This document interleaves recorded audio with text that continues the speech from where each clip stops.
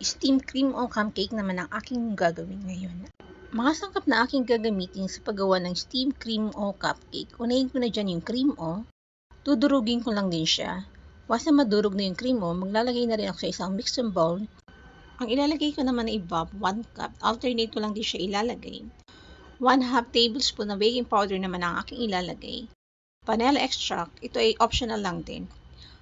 At hahaluin ko lang din siya. Ilalagay ko na rin pala dyan yung aking ibab milk na natira kanina. First time ko nga rin gumawa ng cupcake cream o masarap siya at hindi din siya ganun kapait. Pag ganito yung consistency niyan, ilalagay ko na rin siya sa cupcake liner.